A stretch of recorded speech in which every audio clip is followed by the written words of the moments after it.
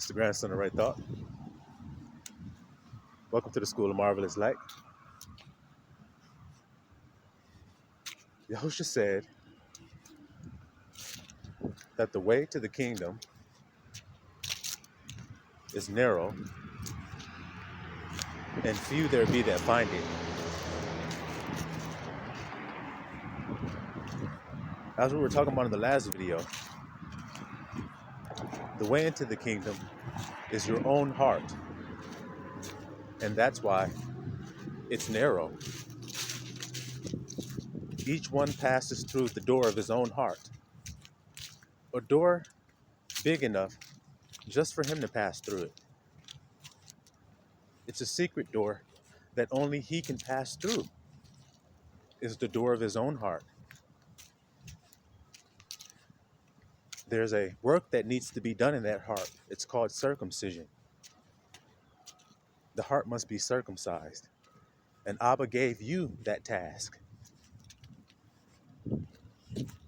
He said unto us, circumcise your hearts. In another place, he said, rend your heart. To rend and to circumcise, both is a tearing. It's a tearing away. To rend something means to tear it. To circumcise also means to tear it. To rip it open. To see what's inside of it. Because out of the heart come the issues of life. I'm sorry if it's windy, y'all. But out of the heart come the issues of life. Everything that you're seeing and you're dealing with in life comes out of there.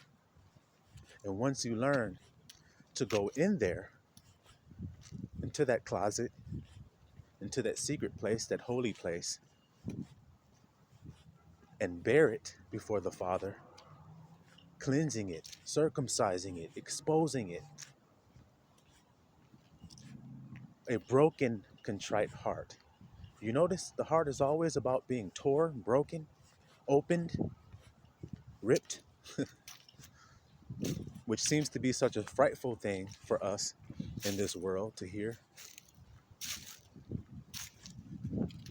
A young girl told me one time she was going through some hard things. She was about 12 at this time.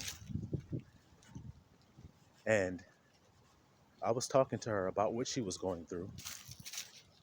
And I said, well, what have you learned about life that's new, that surprised you as you grew? And she said that life is not all about smiles and happy times and good times and lollipops, but that it has hard times as well.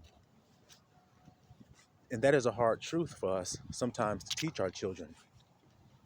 Some people overteach it and some people underteach it. And that leaves the child unbalanced. And so they have to work through these imbalances to come back to balance. You see? And the imbalances that I'm talking about are the joys and the sadness of life. How to balance that, because you're going to have both. You're going to have seasons of life. And if you grew up and not knowing about these seasons, then you're surprised when they come upon you and you're not prepared. You know, it's like the ant. He knows winter is coming, so he prepares for winter. He prepares for winter during the summer months. The summer months are when things are good in your life and you're having blessings come into your life and things are flowing to you like the current of a river, flowing into your life, the abundance, the good. Well, during that time, it would be wise that you not squander it, that you enjoy it, but that you also prepare for the winter. You see? And so it is with the Spirit, because the Spirit is a breeze. And when you're in the wilderness, the breeze doesn't constantly blow. But when it does blow, you should revel in it, receive it, and then wait for the next breeze. Well, the same thing with the manna. You don't know when it's going to fall, but when it does fall, you take what's necessary for that day. You don't store up trying to keep it for the next day because it's going to rot in the pot. and worms are going to eat it up. But you take what you need. And the same thing with everything that we're going through in life. When the joys come into our life, we take what we need and we revel in those things so that when the hard times come, that what we took in the good months can sustain us, if you understand what I'm saying. So one of those things is the reality of this teaching, this truth. When you tell people that they're going to have suffering and that the way into the kingdom is through their own heart, people like to hear what's going on outside of them. And people run to teachers who are willing to give them gossip about what's going on in the world. What's the next hot topic? And you know whatever they consider to be a hot topic because they will all talk about it. Whether it be what's going on right now, P. Diddy and Cassie and her lawsuit against him, or the Tupac murder investigation, or some shooting that took place, or you see what I'm saying? Whatever's the hot piece of news, they'll talk about that. Well, that's what's going on outside of you. None of that has anything to do with your heart, does it? So do you see why he says few shall find it? The truth is speaking about your heart. So if you're listening to any words that are being said, or any teacher or any preacher or pastor, his words should be directed to your heart, not to your eyes and not to your ears. You see? What does he say? They heap unto themselves teachers that's teaching to their itching ears. See, they're scratching an itch. What's next going on? What's next going on? What's the hot topic? What's the hot topic? And as soon as you hear somebody talking about that, then you listen to him. Well, none of that has to do with your heart. The truth speaks to the heart in man. Does God say, rend your hearts like we were discussing on the last video? Does he say, circumcise your heart? Does he say, focus on your heart? Does he say, I will not reject a broken heart? Does he say those of a pure heart will see God? Blessed are the pure in heart. Why is it about the heart? Because out of the heart come the issues of life, not out of anything else. So why pay attention to anything else, like the hot topic or the gossip? What does the scripture say about meddling in another man's matters? What does the scripture say about gossip? What does the scripture say about talebearing? You see? Because all of that distracts you from the kingdom of heaven. It keeps you off of that path, which is the path that's inside of you. What does he say the kingdom is? That road that I'm discussing is inside of you, and it leads to your heart. And my advice to you, once you get there, is to examine your heart, because that's what the scripture says to do.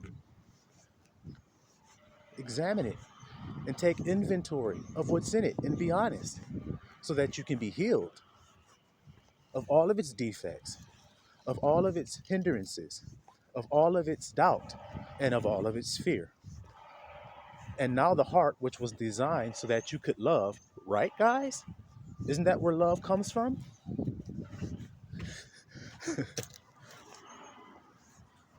You see? It's all about the heart. If love is the greatest thing, and you are nothing and have nothing if you don't have love, and love comes out the heart, then where you think you need to sit your throne up at? See? Now these talents that he gave us, what do they allow us to do? They allow us to bring comfort to a heart. They allow us to bring joy to a heart. They allow us to bring compassion, forgiveness to a heart. That's what our talents allow us to do. So how can you know your talents and exhibit them if you don't know your own heart? He says, where your treasure is, there shall your heart be also. See how it's always about the heart? talents are treasure. You see that? Hidden somewhere. Well, he just told you they're hidden in your heart.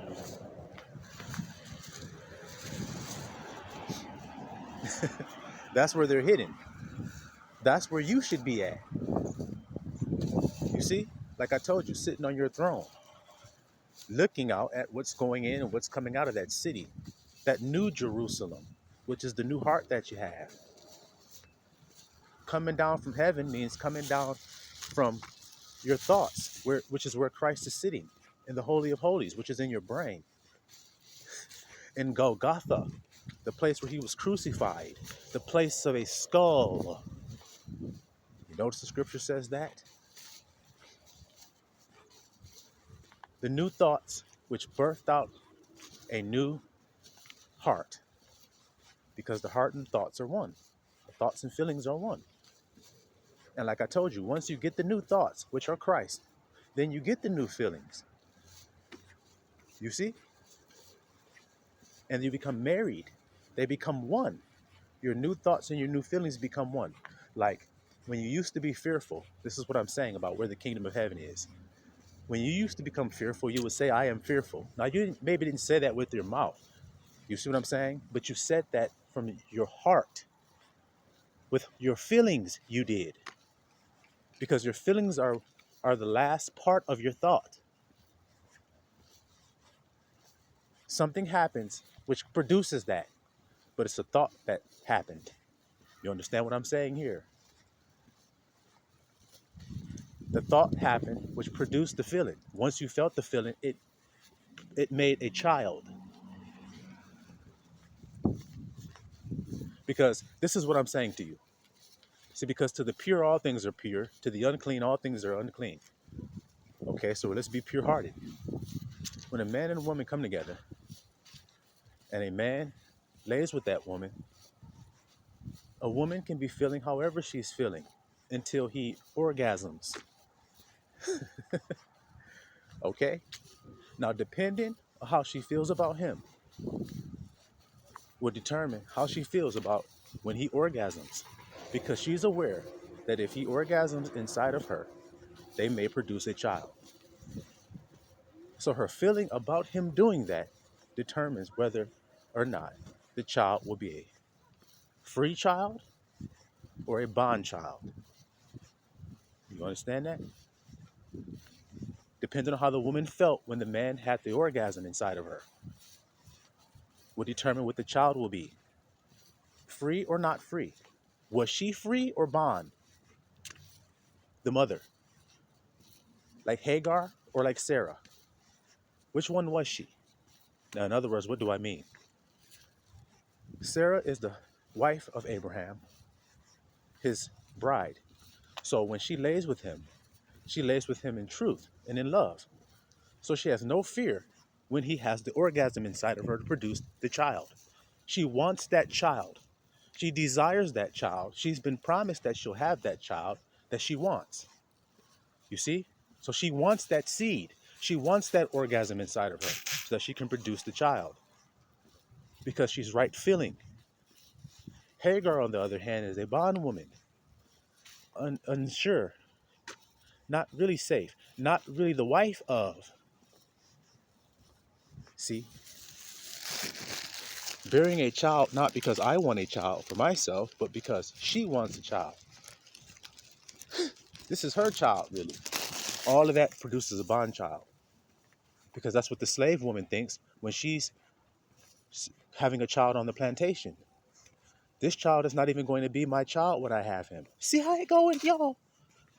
When I birth this child going to the slave master. That's what she feels. You see what I'm trying to say? When he busts that nut. To the pure, all things are pure. Come on now. So do y'all follow this? That's what's happening to you when you have a thought. When you have a thought and you have a feeling, the feeling that you have determines the offspring or the manifestation in front of you. That's what a child does. He presents himself in the 3D before you.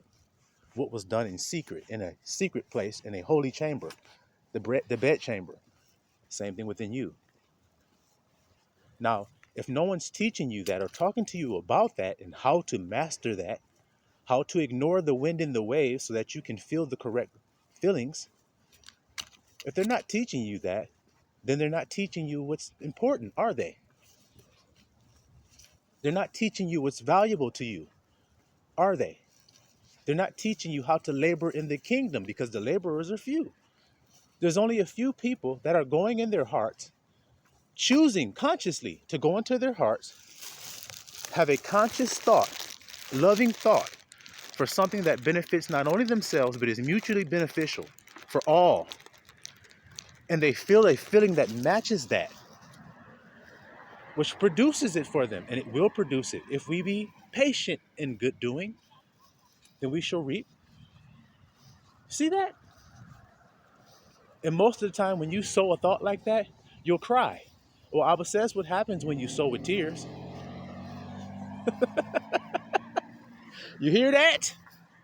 If you sowed that seed with a tear, which is what you do most of the time when you see a beautiful thought like that, you're laying there, you're closing your eyes, you're just meditating, and you're seeing, like Martin Luther King said, you're seeing people just getting along.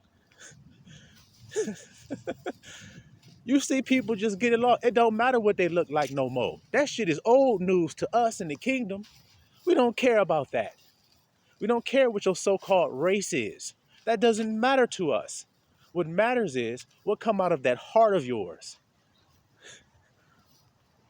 And the only way you can be in that place where I am seeing this is if you come up there through your heart. Now, if something hinders you from that, like, I don't like niggers, I don't like black people, well, then you can't see them in the kingdom with you. And you make this manifestation, which is what we've been all living in. And we all think it sucks, don't we? Well, the world you've been living in, weren't Negroes slaves in it? So that means when somebody had a thought and a feeling which produced this 3D world we're looking at, they left the Negroes out of it. They said, let's cut them off. Let's cut them out of this world that we created. And so it was so. And that whole time that the Negroes were cut off, watch how beautiful Abba's truth is. They didn't know who they were. So if you don't know who you are, then you don't know who I am, do you? No. And other people were telling you that the whole time this world existed. And now a so-called Negro standing up telling you about a new world that exists. You know how I know it exists? Because it exists within me. I am the one having new thoughts and new feelings. I'm not saying I'm the only one. I'm just telling you that I am one who is having new thoughts and new feelings about this world. I'm doing it every day, every night. I labor in that place that he told me to labor in. Why?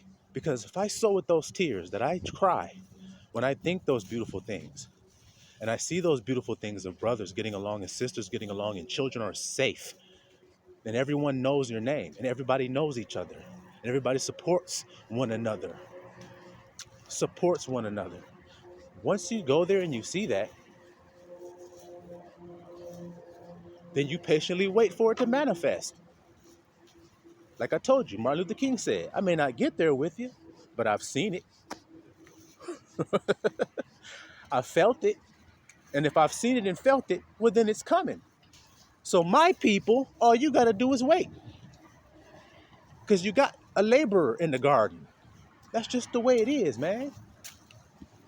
That's what the branches are made to do. They're made to be strong so that they can bear fruit and be fruitful branches. Fruit, it comes out of your thoughts and your feelings. It comes out your heart. That's where fruit comes from. So like I said, you want to make beautiful, free children, babies that are free. Free of guilt, free of shame, free of abuse, free of neglect. That's what we want to do. Well, the only way you can do that is to lay down in truth and love with your thoughts and feelings. To feed your feelings loving thoughts, like a loving husband would do to his wife, which makes her want to receive that orgasm from you and bear your child. I want to give him a child. The moment she feels like that, that's when you should lay down and have a child with the woman. Not when she's scared to have a child, all on birth control, niggas using condoms and all that other stuff, trying to prevent a child from being born, then maybe y'all shouldn't lay together. If you got to lay together like that, maybe y'all will accidentally produce a bond child, like y'all are in bondage, going through all of that to try to prevent something that's natural. You didn't see Sarah talking about, whew, I'm glad I'm barren. That's a blessed thing to be barren. That's not what you heard her say. That's not what she did. She was sad because of that. So don't you get fooled with this world that's lying to you. Go into that secret chamber of your heart and see the kinds of thoughts and feelings you're having. And then see how your life is playing out. What's going on in it. And then when you see something in your life that's unpleasant to you, all you have to do is go back into your heart and see what's producing that child. What's producing that child that making me feel like I'm in bondage? What's producing that feeling, in other words, of some wrong thought you're having? Some adulterous husband, some nigga trying to get in there and mess up your marriage bed. That's what you got going on. See that there? So don't let your strong man or your right thoughts be bound. Your faith, which are right thoughts, don't let that be bound. And let your house be spoiled. Take charge of your house today. Siloam Israel.